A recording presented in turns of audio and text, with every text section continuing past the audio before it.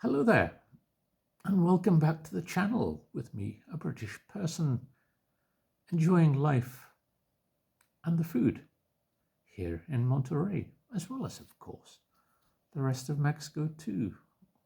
Now, there is a company here in Mexico, and it's called Bimbo.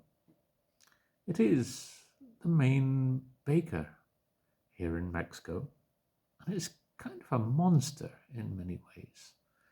In that it's not just here in Mexico, but it's over the world. I mean, you get it in so many countries. I mean, they've bought so many of the bakeries in the United States. And I kind of have a love-hate relationship with Bimbo as a brand. They do make nice things. I mean, I like their pan tostadas, the ready-made toast for the lazy person who can't be bothered to use their toaster. But they're like a canapé toast. That's what I like about it, because you can never make a toast that is like a Bimbo pan tostada, because they're this kind of crunchy, almost dehydrated slice of bread. I mean, but if you make toast yourself, you get um, a more enjoyable toast, but it serves a purpose. So it's like a canapé toast, although a little bigger.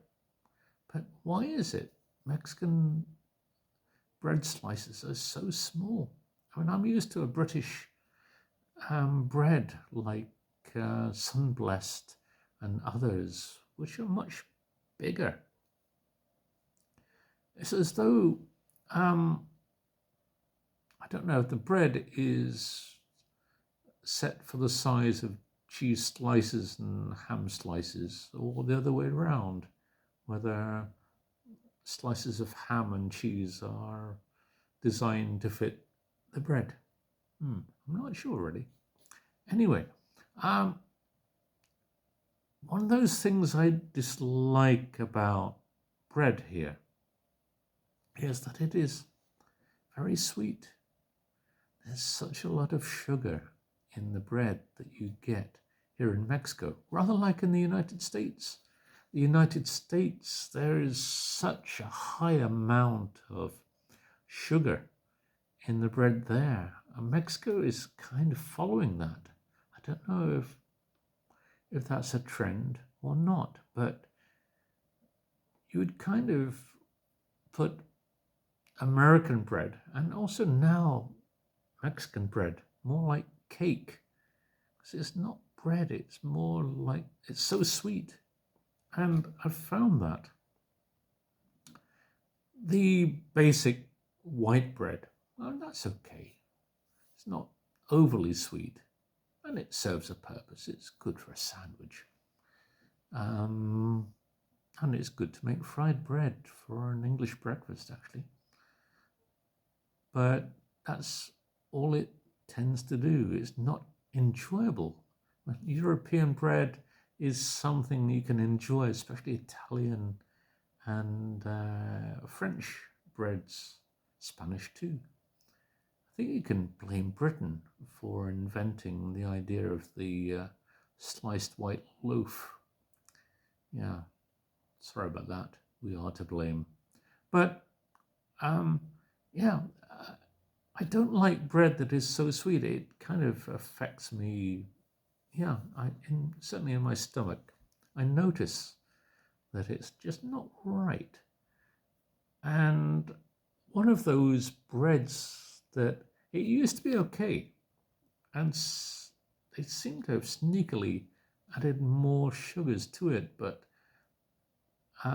Bimbo used to make a bread, or they still make it, Bimbo artisanal.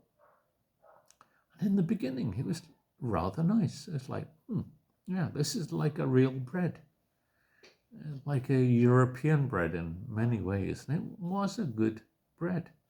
But recently, it's become rather like cake in that it's so sweet. And now they have like a honey bread, which will kind of mean it's a little too sweet. I think really the best thing if you are going to buy bread here in Mexico is just to rely on the baker who passes through your neighborhood, like I have here at like 6 o'clock every evening, to buy their teleras, margaritas, and others that are just so wonderful. They taste of bread, they're crunchy, they're lovely breads. And as I don't like the sugars in bread, I remember that I always used to enjoy their version called Cero Cero, meaning zero, no sugar, zero, no fat. So it's a sugar-free, fat-free bread. Basically, something tasteless in many ways. But I did a couple of videos on my other channel, Becoming Mexican, about this bread. And there were 3 videos kind of plotting the timeline of this loaf of bread that I had. By the end of the 3rd video, I had passed something like 2 months, and the bread was only just starting to decay. After a month, it was okay. After 2 weeks, 3 weeks, it was as fresh as a daisy. What does that tell you about the state of bread that Bimbo produce?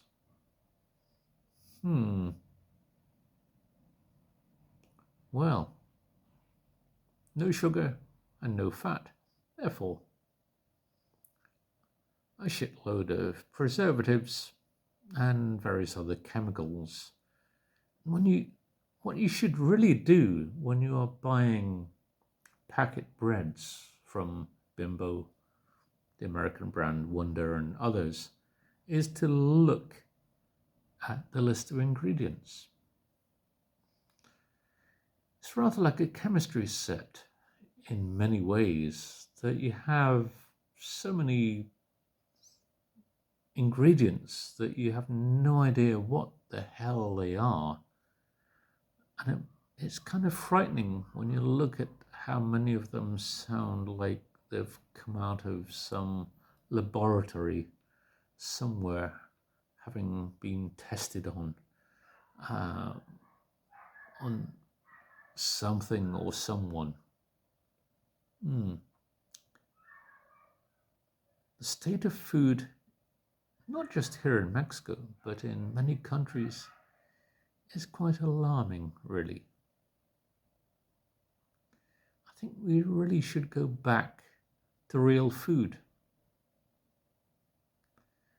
But it's difficult because real food kind of costs you that little bit more. And these days, people are going for something cheaper, especially in the United States with what's going on over there. But here too, where we have to count the pennies. So we buy the cheaper alternative, which is sad. I mean, it would be nice if we could go back to when things were so much nicer. I think it's like going back to the 70s, but that is a kind of thing where Gen Zs might say, oh, you're just being old-fashioned. Get in the real world. But I don't think Gen Zs, I should say. Why am I saying Z? But Gen Zs really think we're just being curmudgeonly and grumpy in our old age as boomers which is what I am. And they don't realize that they are going to feel the effects in the future with those chemicals and other shit which is in their diet. Well, that's a little rant of mine. I don't do a rant very often, but I started off just talking about Bimbo, and I kind of went into a food rant there. Sorry about that. Or not.